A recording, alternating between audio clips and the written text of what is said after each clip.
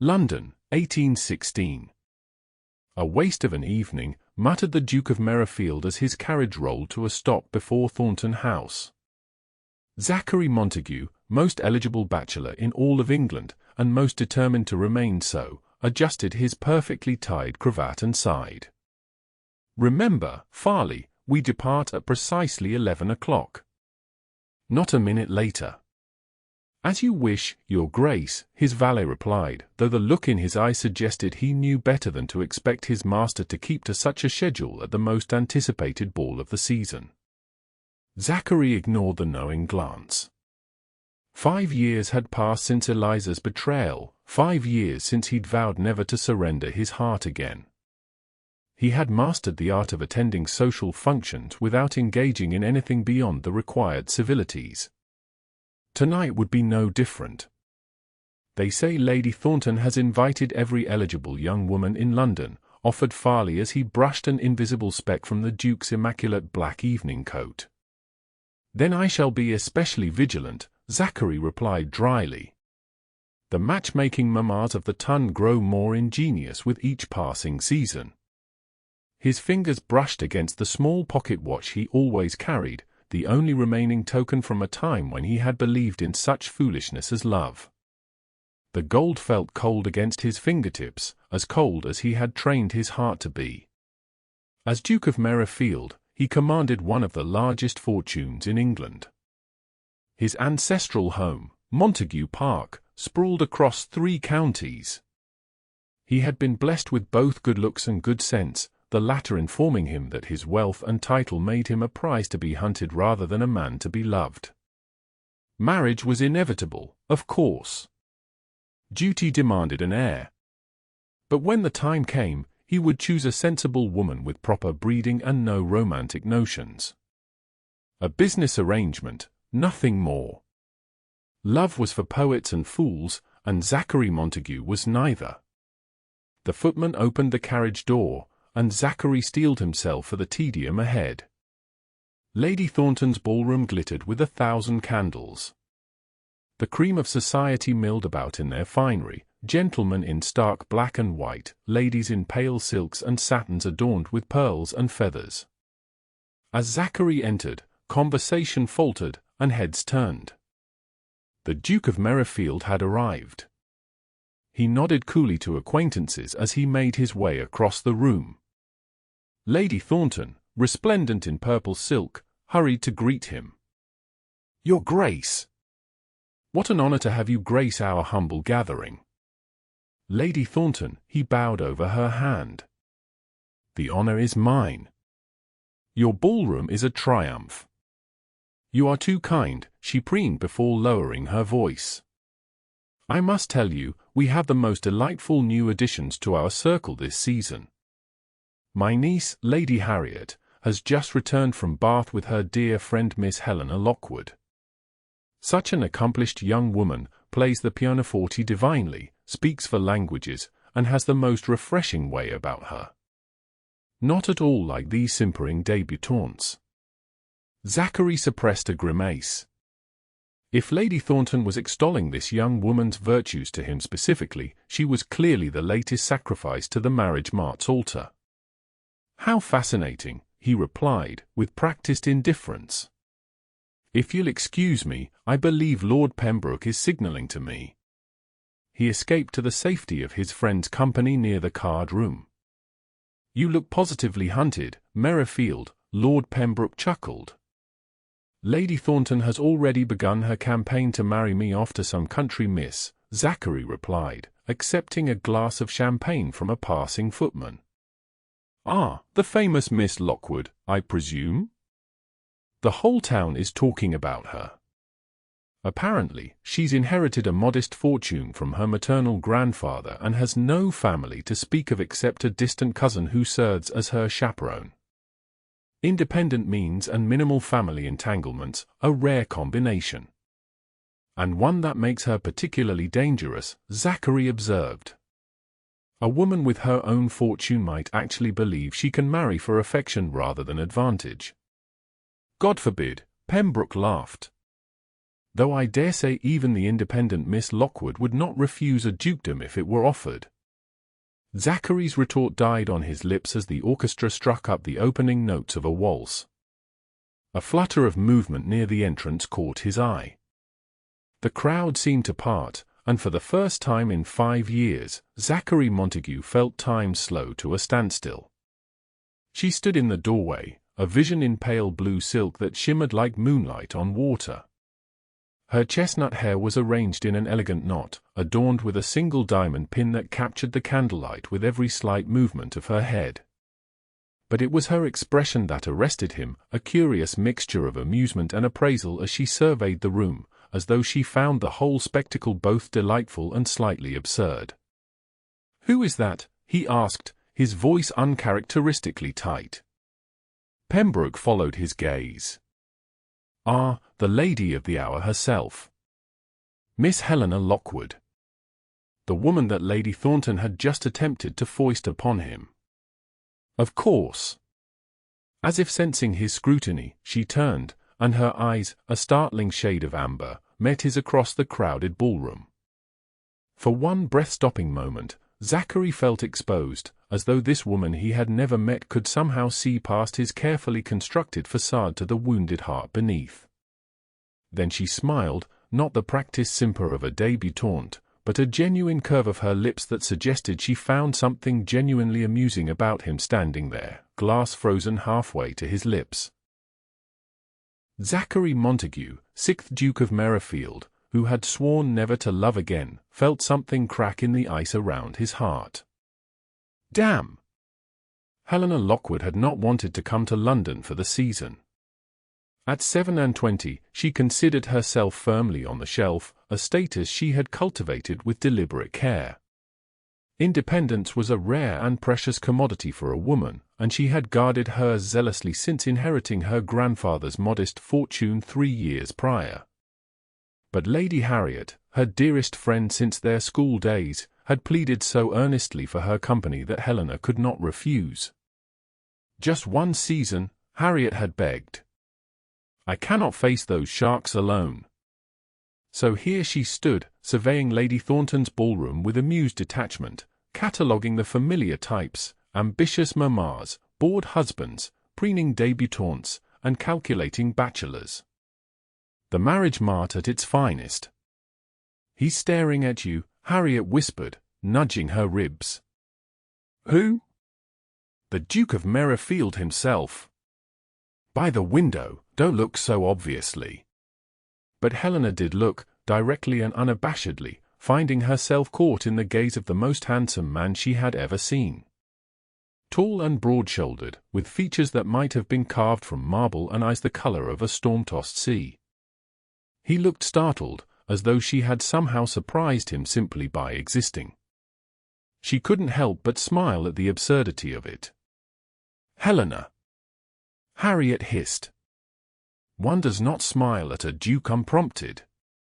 "Apparently one does," she replied, amused by her friend's horror. "Besides, what can he do? Have me arrested for improper facial expressions?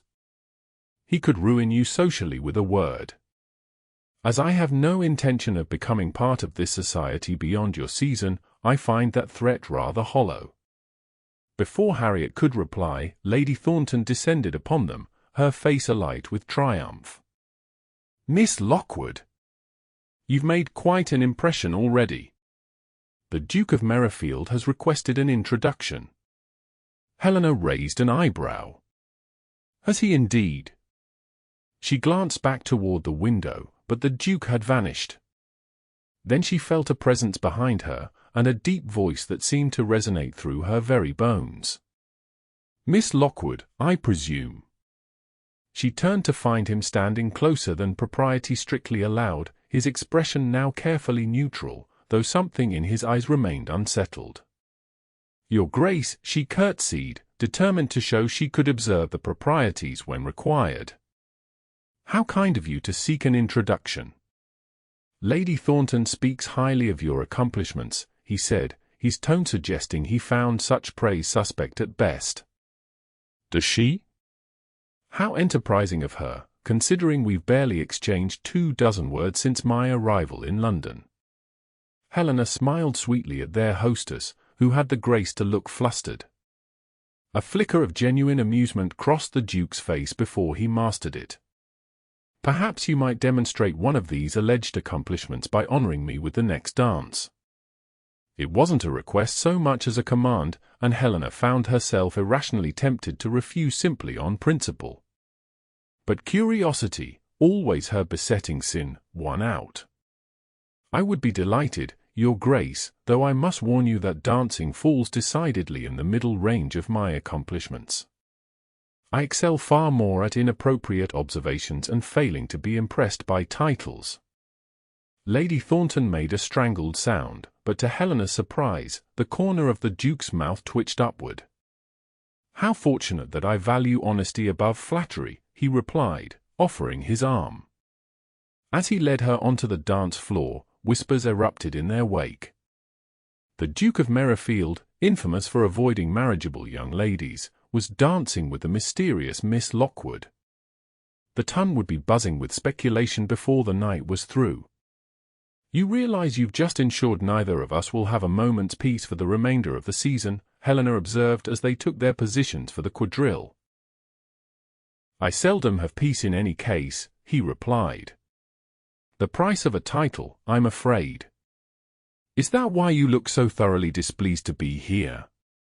I noticed you earlier. You have the expression of a man attending an execution rather than a ball." Zachary found himself momentarily speechless. 5 years of moving through society, and no one had dared speak to him with such frank assessment. "Perhaps I simply find these events tedious," he replied as they moved through the first figure of the dance.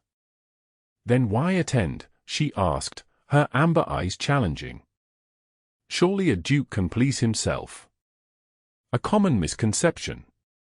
A duke, Miss Lockwood, is bound by more obligations than most. Their hands met briefly as the dance required, and he was startled by the warmth that traveled up his arm from that simple contact. "Obligation," she repeated thoughtfully as they circled each other. "Such a cold word. Is that what brings you into society, Your Grace?"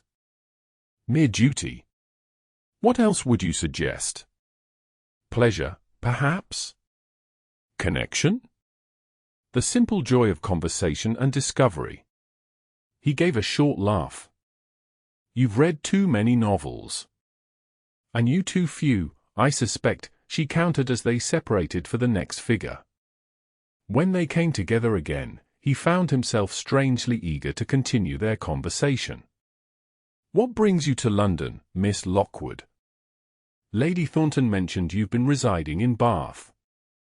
My friend Lady Harriet required moral support for her debut season. I am here strictly as companion and confidant, not as a participant in the marriage mart, if that's what you're asking." A refreshing position. "Most unmarried ladies of your," he hesitated. "Age," she supplied, eyes twinkling. "You may say it, Your Grace. At 27, I am well aware I qualify as a spinster by society's reckoning. A status I find quite liberating, in fact." The dance brought them close again, and he caught the subtle scent of lavender and something else, perhaps lemon, that clung to her skin. "Liberating?" he asked, genuinely curious. "Indeed. With no expectation of marriage, I am free to speak my mind, manage my own modest affairs, and select my company based solely on whom I find interesting rather than advantageous." "And what do you find interesting, Miss Lockwood?" She considered him for a moment. "Authenticity, Your Grace. People who say what they mean rather than what convention dictates. A rare commodity in these circles." As the dance ended, Zachary found himself reluctant to relinquish her company. "Would you care for some refreshment?" Her eyebrows rose fractionally. 2 dances in one evening would cause quite a stir, Your Grace. I believe we've already accomplished that. A cup of punch seems a minor scandal in comparison." She laughed then, a genuine sound that seemed to brighten the very air around them. Very well. Let us scandalize the ton with punch. As he escorted her to the refreshment table, Zachary realized with a shock that he was enjoying himself, truly enjoying himself, for the first time in years. Miss Helena Lockwood was unlike any woman he had ever met, and he found himself hungering to know more about her. A dangerous sentiment for a man who had sworn never to risk his heart again. The following week saw London society in an unprecedented state of speculation. The Duke of Merryfield, long considered impervious to feminine charms, had been seen in Miss Lockwood's company on multiple occasions. They had danced at Lady Pembroke's ball, conversed for nearly half an hour at the Millerton music hall, and most shocking of all, had been spotted riding together in Hyde Park on 2 separate mornings. "You're creating quite the sensation," Harriet observed as they prepared for yet another evening engagement. "Lady Jersey herself asked me if a betrothal announcement was imminent." Helena, arranging a silk shawl around her shoulders, merely smiled. "The ton must be desperately bored if my conversations with the Duke constitute their primary entertainment." "Conversations? Is that what you call them?" "Helena, the man looks at you as though you're a particularly complex chess problem he's determined to solve." An unflattering but not inaccurate assessment, Helena agreed. "The Duke finds me puzzling because I have no interest in his title or fortune." "And he interests you because?" Helena paused, considering. In truth, Zachary Montague fascinated her more than she cared to admit. Beneath his cold, controlled exterior, she had glimpsed flashes of a keen intelligence, unexpected humor, and something else, a wounded quality that called to her despite her better judgment. "He's authentic," she said finally. "When he asks a question, he actually listens to the answer. When he speaks, he says what he thinks rather than what is merely politic. And the fact that he's devastatingly handsome has nothing to do with it." Harriet teased. Helena felt her cheeks warm. "I'm not blind, Harriet. But I'm also not a fool. Whatever this association between us may be, it certainly isn't leading to anything permanent. The Duke of Merryfield will eventually marry someone suitable to his station, and I will return to my comfortable independence in Bath." Even as she said the words, Helena felt an unexpected pang. Their conversations had become the highlight of her days in London. Just yesterday in the park, they had argued passionately about Mary Wollstonecraft's writings, and she had been delighted to discover he had actually read the work in question rather than dismissing it out of hand as most gentlemen would have. "You like him," Harriet said softly, studying her friend's face. "I respect his mind," Helena corrected. "There's a difference." But later that evening, as she entered Lord and Lady Millerton's drawing room for their intimate musical evening, Helena was forced to acknowledge that her feelings for the Duke had grown far more complicated than mere respect. He stood near the pianoforte, engaged in conversation with their host, but his eyes found hers the moment she entered the room. Something in his expression, a softening, a warmth, sent her heart racing in a most alarming manner. "Miss Lockwood," he said, crossing to her immediately.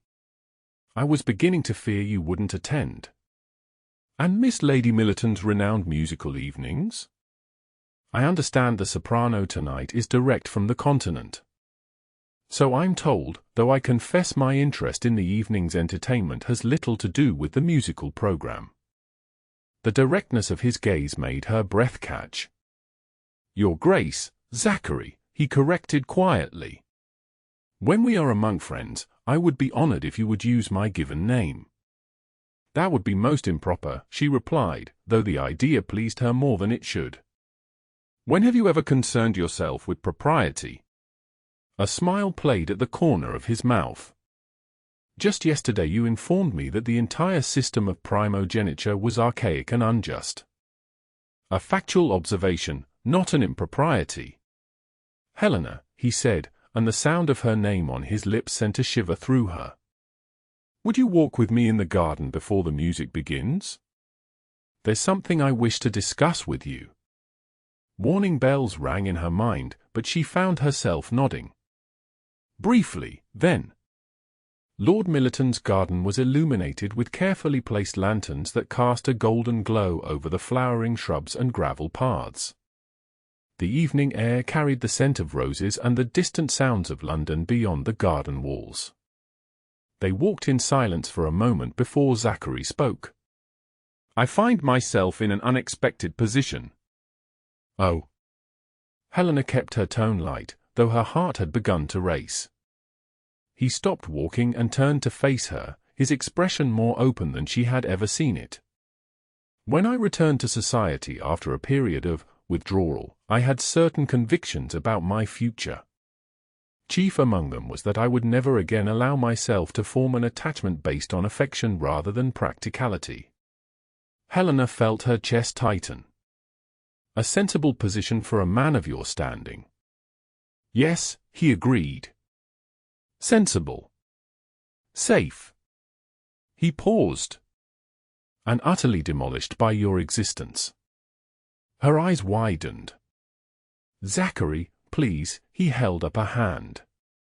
Allow me to finish before my courage fails. I have spent the past 5 weeks in your company, and in that time, you have challenged every assumption I held about what I wanted from life. You speak your mind without fear, you value honesty above flattery, and you see me, not the Duke of Merryfield, but me. He took a step closer, and Helena found herself unable to move, transfixed by the intensity in his grey eyes. I had resolved never to risk my heart again after a bitter disappointment years ago, he continued. But I find that resolution crumbling a little more each day I spend with you. What are you saying? She whispered, though she feared she already knew. I'm saying that Your Grace. They turned to find Lord Millerton approaching along the path, his expression apologetic. I beg your pardon for the interruption, but the music is about to begin, and Lady Millerton was most insistent that everyone be seated. Of course, Zachary replied, his mask of ducal composure sliding back into place with practiced ease.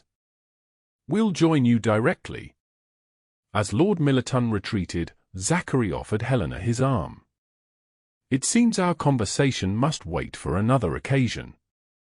She placed her hand on his sleeve, acutely aware of the warmth of him beneath the fine wool of his coat. Perhaps that's for the best. Some conversations, once begun, cannot be easily undone. His eyes searched hers. Are you saying you would prefer I remained silent? The honest answer was complex. Part of her, the sensible, independent part, knew that any deepening of their relationship could only end in heartbreak. The Duke of Merryfield would eventually require a wife of suitable breeding and connections, not a merchant's granddaughter with unfashionable opinions. Yet another part of her, a part she had believed long subdued, thrilled at the possibility that this extraordinary man might genuinely care for her. I'm saying, she replied carefully, that we both have much to consider before such a conversation should continue. Something like disappointment flickered in his eyes, but he nodded. As always, your wisdom exceeds my impulsiveness. They returned to the house in silence, the unspoken words hanging between them like the evening mist. Neither Helena nor Zachary paid much attention to the soprano's performance that night, their thoughts consumed with what had almost been said in the garden. The following days brought an unexpected complication. Lady Thornton's weekly gossip sheet arrived containing a thinly veiled item about a certain duke whose marked attentions to a lady of obscure origins have raised eyebrows among the highest circles. Obscure origins. Helena laughed as Harriet read the item aloud. My grandfather may have been in trade, but he was hardly obscure. He supplied half the Royal Navy with sail canvas during the war with France. That's not the point, Harriet insisted. They're speculating about you and the Duke. And not kindly. Helena shrugged, though the barb stung more than she cared to admit. Society gossips are merely doing what they do best, creating drama where none exists. But when she arrived at the Pembroke garden party that afternoon, she sensed immediately that something had changed. Conversations paused as she passed, only to resume in hushed tones once she was beyond immediate hearing. Lady Jersey, who had been perfectly civil at their last meeting, now regarded her with narrow-eyed speculation. Zachary found her by the ornamental pond, seemingly absorbed in watching the golden fish that darted beneath the lily pads. "You've seen Lady Thornton's gossip sheet, I presume," he said without preamble. "I have. Apparently, I am now officially a social climber of the most ambitious variety, using my feminine wiles to ensnare England's most eligible duke." She kept her tone light, though the whispers had wounded her more than she expected. Zachary's expression darkened. "I should call out whoever wrote such slander, and confirm their suspicions in the process." She shook her head. "The Ton will find new targets for their speculation soon enough." "Helena," he began, then seemed to choose his words carefully. "I feel responsible for bringing this unwanted attention upon you. Perhaps if we were less frequently seen together, are you embarrassed to be associated with me, Your Grace?" she asked, unable to keep a hint of hurt from her voice. "God, no," he responded with such vehemence that a nearby matron turned to stare. Lowering his voice, he continued, "I'm concerned for your reputation. The Ton can be cruel to those they perceive as outsiders." "My reputation is of little concern to me," she replied. "I've never sought society's approval, and I certainly don't intend to start now." He studied her face, a curious blend of admiration and frustration in his expression. "Your independence of spirit is one of the qualities I most admire about you. But it also makes you vulnerable to those who cannot understand such freedom." Before she could respond, they were interrupted by the arrival of a striking woman in an emerald green gown. "Zachary, darling," the woman purred, placing a familiar hand on his arm. "You've been positively neglectful of your old friends this season." Helena observed the newcomer with interest. Tall, elegantly dressed, and possessed of the kind of classical beauty that turned heads, she carried herself with the absolute confidence of someone born to privilege. "Lady Eliza," Zachary acknowledged, his voice noticeably cooler. "I wasn't aware you had returned to London." "Just this week," she replied, her gaze sliding to Helena with calculated assessment. "Won't you introduce me to your friend?" The slight pause before friend contained volumes of insinuation. "Miss Helena Lockwood, may I present Lady Eliza Darlington," Zachary said formally. "Lady Eliza and I are acquainted from previous seasons." Something in his tone made Helena look at him sharply. The Duchess's name seemed familiar, though she couldn't immediately place why. "Miss Lockwood," Lady Eliza inclined her head slightly. "How delightful to meet the lady who has captured our dear Duke's attention so thoroughly. The whole town is talking of nothing else." "Then the whole town must be extraordinarily dull," Helena replied pleasantly. "Surely there are wars, political developments, and scientific discoveries more worthy of discussion." Lady Eliza's perfect lips curved into a smile that didn't reach her eyes. "How refreshingly provincial! I can see why Zachary finds you amusing." The implication was clear. Helena was a temporary diversion, nothing more. "If you'll excuse me," Helena said, suddenly needing distance from both of them, "I promised Lady Harriet I would join her for refreshments." As she walked away, she heard Lady Eliza's silvery laugh and felt an unexpected stab of jealousy. The woman was clearly from Zachary's world in a way Helena could never be. Later that evening, Harriet provided the missing information. Lady Eliza Darlington was engaged to the Duke of Merryfield 5 years ago, she explained as they prepared for bed. The betrothal was broken suddenly, just weeks before the wedding was to take place. No one knows precisely why, but rumours suggested she was caught in a rather compromising position with Lord Ravenswood, who she married not 3 months later. And now she's back in London, Helena mused. As a widow, Harriet added significantly. Lord Ravenswood died last year. Hunting accident, they say. Helena thought of the expression on Zachary's face when Lady Eliza had approached, the sudden tension, the coldness in his eyes that had never been directed at her, even during their most heated debates. She broke his heart, Helena realized aloud. So they say, Harriet agreed. He withdrew from society completely for nearly a year afterward, and when he returned, he was changed. Colder. More distant. Until you. Helena stared at her reflection in the mirror, seeing not herself but the elegant Lady Eliza with her perfect aristocratic features and innate understanding of Zachary's world. She's exactly the sort of woman a duke should marry, she said softly. Beautiful. Well-connected. Familiar with the responsibilities of his position. Harriet came to stand behind her, meeting her eyes in the mirror. But is she the sort of woman who would challenge him? Who would make him laugh? Who would see him, not just his title? Helena had no answer to that. The following weeks brought a marked change in Zachary's behavior. While he still sought Helena's company at social gatherings, a new guardedness had entered his manner. Their conversations, once free-flowing and wide-ranging, now seemed to skirt around any topic of personal significance. And Lady Eliza was everywhere, seated near him at dinner parties, claiming his arm at musicales, laughing at his remarks with practiced charm. Society watched with avid interest. The end it was that the Duke of Merryfield was torn between his former fiancée, now conveniently widowed and available, and the mysterious Miss Lockwood with her unconventional ideas and independent fortune.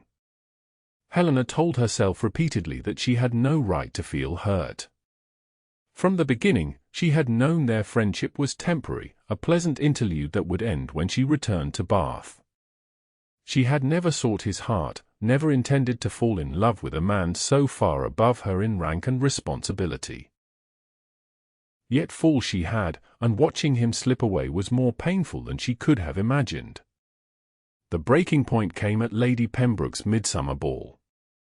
Helena had entered the ballroom just in time to see Zachary leading Lady Eliza onto the dance floor for a waltz. They moved together with the easy grace of longtime partners, their heads bent close in conversation. Quite the handsome couple, are they not? Helena turned to find an elderly countess observing her with shrewd eyes. They certainly seem well matched, Helena replied, striving for a neutral tone. Yes. And with their history, it would be quite the romantic tale, childhood friends, separated by misunderstanding, reunited after tragedy. The countess tapped her fan against her palm. The Tunders love a good reconciliation, especially when it keeps bloodlines pure. Helena felt as though she'd been struck. If you'll excuse me, I find I'm in need of some air. She made her way to a small antechamber off the main ballroom, desperate for a moment of privacy to collect herself. What a fool she had been, allowing herself to develop feelings for a man who could never be hers. Worse, a man whose heart clearly still belonged to another. The door opened behind her, and she turned to find Zachary standing in the threshold, his expression troubled. "You left rather abruptly," he said, closing the door behind him. "Are you unwell?" "Perfectly well," she replied, hating the brittleness in her voice. "I simply needed a moment away from the crowd." He studied her face. "You're upset." "Not at all. I'm merely questioning my decision to remain in London for the season. I believe my presence here has served its purpose, and it may be time for me to return to Bath." Alarm flashed across his features. "You're leaving?" "Soon, yes." She forced a smile. "Harriet is well established now and has no further need of my support. And I find I miss my little cottage and my books. This is rather sudden. Is it? She met his gaze directly. I think we both know that our association has run its natural course. Society has certainly noticed your renewed connection with Lady Eliza. It seems most fitting that the two of you should reconcile. His expression hardened. So you believe the gossip? I believe what I see with my own eyes, Zachary. You and she move in the same circles, share the same background, understand the same responsibilities. She is precisely the kind of Duchess Merryfield requires. And you presume to know what Merryfield requires. Anger flashed in his eyes. Or what I require? I know that a duke must eventually marry to secure his succession. I know that society expects certain standards in a duchess. And I know that I meet none of those standards, nor have I ever wished to. He took a step toward her, his voice lowering. I thought you prided yourself on seeing beyond society's expectations. On valuing the person rather than the position. I do. Which is why I can recognize when something is impossible, regardless of personal feelings that might suggest otherwise. Personal feelings, he repeated softly. At last, we come to it. Helena felt suddenly exposed, as though he could see straight through her carefully constructed defenses to the truth she had been trying to hide, even from herself. What I feel is irrelevant, she said, struggling to maintain her composure. We both know that a duke cannot marry where he pleases. Cannot he? Are you so certain of the limitations of my heart? The raw emotion in his voice made her breath catch. Zachary, the door opened abruptly, revealing Lady Eliza, who took in the scene with a knowing smile. There you are, Zachary. You promised me the supper dance. Her gaze slid to Helena. Oh, Miss Lockwood. I didn't realize you were indisposed. Should I summon your companion? The implication was clear, a proper lady would not be alone with a gentleman, particularly not in a private antechamber with the door closed. That won't be necessary, Helena replied with all the dignity she could muster. His Grace was just offering his assistance with a momentary spell of lightheadedness. I'm quite recovered now. She moved toward the door, pausing only briefly beside Zachary. Goodbye, Your Grace. The finality in her voice was unmistakable. As she slipped past Lady Eliza, Helena heard the woman's silky voice, How fortunate you were there to assist her, darling. Though perhaps you should be more cautious about being seen alone with someone of her station. People do talk. Helena didn't hear Zachary's response. She was already making her way through the ballroom, head held high despite the tears threatening to fall. She had made the right decision. The only decision. She would return to Bath, to her books and her quiet life, and eventually, the ache in her heart would subside. It had to. The announcement appeared in the Morning Post 3 days later. Miss Helena Lockwood had departed London for Bath due to a sudden illness in her household. The Ton, predictably, speculated that the illness was nothing more than a convenient excuse following her social humiliation at Lady Pembroke's ball. Zachary read the notice with a growing sense of desperation. She had left without a proper goodbye, without allowing him to explain, to finish what he had begun to say that night in the Millerton's garden. You look positively murderous, Merryfield, Lord Pembroke commented as they rode through Hyde Park, a ritual that had lost all pleasure for Zachary since Helena's departure. Is it true Miss Lockwood fled to Bath after being caught in a compromising position with you? Don't be absurd, Zachary snapped. And don't repeat such slander. Merely repeating what half of London is whispering, Pembroke replied, unperturbed by his friend's tone. The other half, of course, is wagering on when you'll announce your engagement to Lady Eliza. Zachary reined his horse to an abrupt halt. What? Come now, it's the logical conclusion. Your former fiancé returns, widowed and more beautiful than ever. The two of you are seen everywhere together. Meanwhile, your unusual friendship with Miss Lockwood ends in scandal and her hasty departure from town. Pembroke shrugged. Beyond it practically writes itself.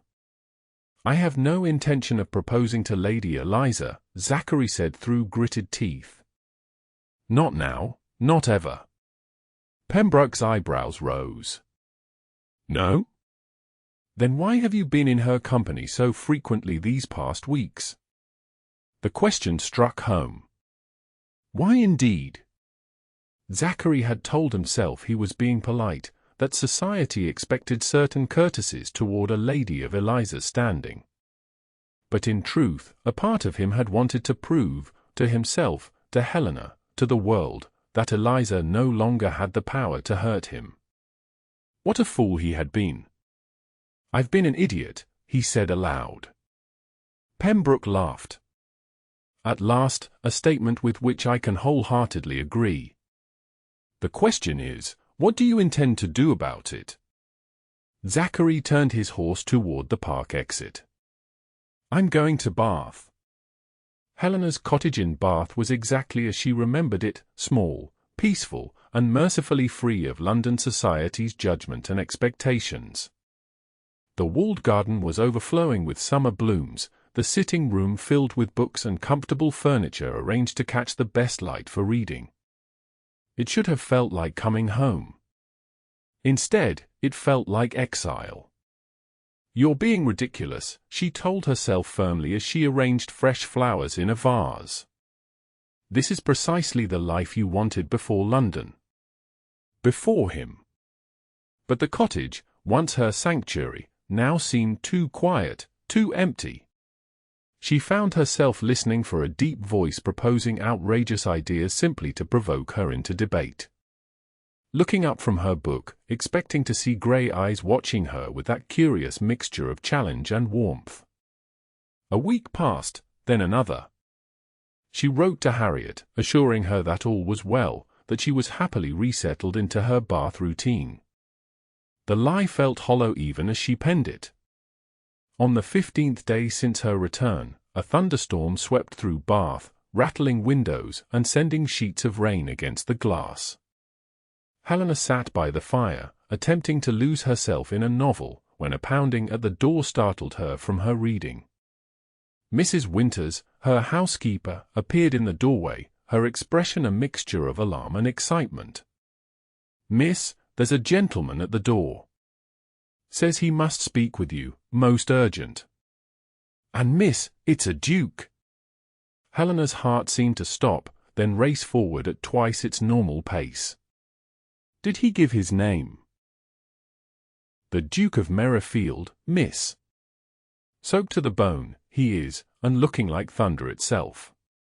For a moment, Helena considered refusing to see him. What could he possibly say that would change anything? The fundamental obstacles between them remained as insurmountable as ever. Yet even as these thoughts passed through her mind, she was already rising, straightening her simple day dress, touching a hand to her hair. Show him in, Mrs. Winters. And perhaps bring some tea. She was standing by the fireplace when he entered, his greatcoat dripping onto her carpet, his hair darkened by rain and curling damply at his temples. He looked nothing like the composed, elegant Duke she had known in London. He looked, in fact, rather desperate. "Your Grace," she said, pleased that her voice remained steady despite her racing pulse. "This is an unexpected honor." "Helena," he replied, ignoring the formality of her greeting. "You left London without saying goodbye." "I left a note for Harriet to convey my farewells to our acquaintances." "A note?" His voice was flat. "After everything, you left a note." She lifted her chin. "I saw no reason to prolong my departure with unnecessary scenes." Unnecessary? He took a step toward her, and she could see the anger simmering beneath his controlled exterior. You deemed our final conversation unnecessary. Tell me, Helena, did you also deem it unnecessary to allow me to explain about Eliza? To clarify the absurd rumors circulating about us? To finish what I began to tell you that night in the garden? Her composure began to crack under the intensity of his gaze. What could you possibly have to explain? Your history with Lady Eliza is well known, as is the fact that you've been in her company consistently since her return to London. Because she engineered it that way, he exclaimed. Every social gathering, every chance meeting, all carefully orchestrated by a woman who suddenly finds herself widowed, in debt, and in need of a wealthy husband. Helena blinked, taken aback by the vehemence in his voice. You've avoided her efforts before. Why not now? He ran a hand through his damp hair, frustration evident in every line of his body. Because I was a fool. Because I thought if I could face her with indifference, it would prove I had truly overcome the past. Instead, all I accomplished was pushing away the one person who had made me feel alive again. The raw honesty in his words made Helena's carefully constructed defenses begin to crumble. Zachary, she said softly. Even if what you say about Lady Eliza is true, it changes nothing between us. You are a duke. I am the granddaughter of a merchant. Society would never accept me as your duchess, and I would never ask you to defy convention to that degree. Society, he repeated incredulously. Since when has Helena Lockwood, who reads radical philosophy and argues for women's education, cared about society's approval? Since it became clear that such approval is necessary for you to fulfill your responsibilities, she replied. A duke cannot be effective if his choice of wife makes him a social outcast. Do you think so little of my position? I am the Duke of Merryfield. Society adjusts to my choices, not the reverse. Your arrogance is showing, Your Grace, she said, but couldn't help the small smile that tugged at her lips. He closed the distance between them, taking her hands in his. They were cold from the rain, but his grip was firm. Helena, listen to me. 5 years ago, I believed I was in love with Eliza. When she betrayed me, I vowed never to allow myself to be vulnerable again. I built walls around my heart and convinced myself that a marriage of convenience was all I could ever expect or desire.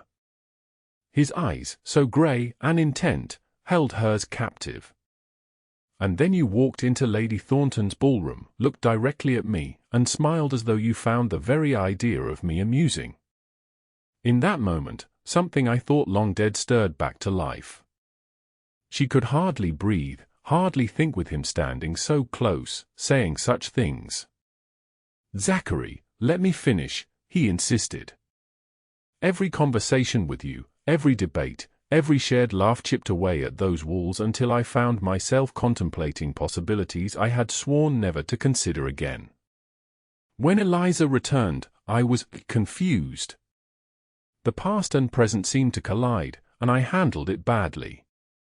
Very badly, she agreed, but the admonishment held no sting. A ghost of a smile touched his lips. Abominably. But her reappearance made one thing abundantly clear: whatever I felt for her years ago bears no resemblance to what I feel for you. Helena's heart was pounding so loudly she was certain he must hear it. And what do you feel for me? Love, he said simply. Profound, transformative, terrifying love. I love your mind, your spirit, your courage. I love that you challenge me, that you see past my title to the flawed man beneath. I love that you've made me question every assumption I held about what my life could be. Tears blurred her vision. Zachary, you can't. I can, he insisted. I am. And if you'll permit me to finish what I started to say that night in the garden. He released her hands only to lower himself to one knee before her, looking up with such naked vulnerability that her breath caught in her throat.